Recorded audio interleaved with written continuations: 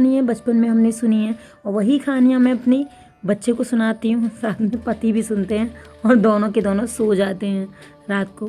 I hope आपको पसंद आएगी, बचपन की यादें ताज़ा हो जाएंगी। कहानी है खरगोश की और शेर की। शेर जंगल का राजा, सभी डरते थे उससे। जब उसे भूख लगती तो शिकार करने निकल जाता। अब शिकार करते हुए बहुत सारे जानवरों को घायल कर देता, कुछ को ऐसे ही मार देता और उनमें से कुछ को ही खाता था। जानवर बड़े डरे हुए थे जंगल के। उन्होंने सबने मिलकर सोचा, क्यों ना हम राजा से बात करें कि हम सबको नुकसान पहुंचाने की जगह क्यों ना हम में से सभी में से एक एक करके राजा के पास चले जाया करेंगे उनके भोजन के रूप में। राजा से बात की गई। जब शेर के पास ये बात पहुंची तो शेर ने पहले तो मना कर दिया, फिर बाद में सोचा, अरे वाह, ये तो बड़े आराम से मेरा भोजन मेरे पास आ जाएगा, कोई मेहनत नहीं करनी पड़ेगी। तो शेर ने हाँ कर दी। अब एक एक करके जंगल के सारे लोग जो जानवर थे सबकी बारी आने लगी। अब एक बार बारी आई चतुर खरगोश की। खरगोश बहुत तेज था दिमाग से भी और चाल से भी।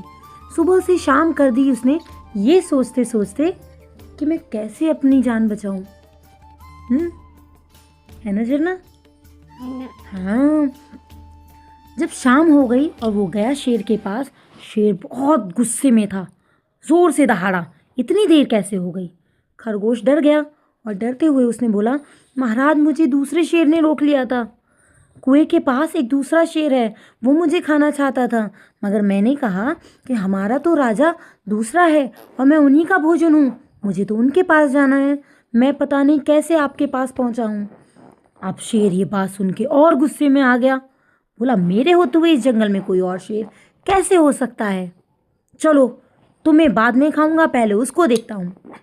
अब वो चला गया खरगोश के साथ। खरगोश डर तो रहा था, लेकिन उसने कहीं ना कहीं सोचा था कि शायद ऐसे शेर को सबक सिखाया जा सकता है। अब जैसे ही वो कुएं के पास पहुंचा, शेर कुएं में झांक के देखने लगा। कुएं में पानी था तो उसे उसकी परछाई दिखाई दी, लेकिन शेर इतना गुस्से में अंधा हो गया था कि उसने परछाई को ही दूसरा शेर समझ लिया। उसने ज़ोर से दहाड़ा। कुएं में से भी दहाड़ की आवाज़ गूंज के निकली, मगर शेर को लगा कि ये तो शेर मुझ पे उल्टा दहाड़ रहा है। उसे और तेज़ गुस्सा आ गया। उसने फिर गुस्से में कुछ सोचा ही नहीं और सीधे कुएं में छलांग लगा दी। अब जैसे वो कुएं में कूदा, वो भगवान जी के पास चला गया, क्योंकि उसे तैरना नहीं आता था और कुआं बहुत ही गहरा था। इस तरीके से खरगोश ने अपनी और जंगल के सारे जानवर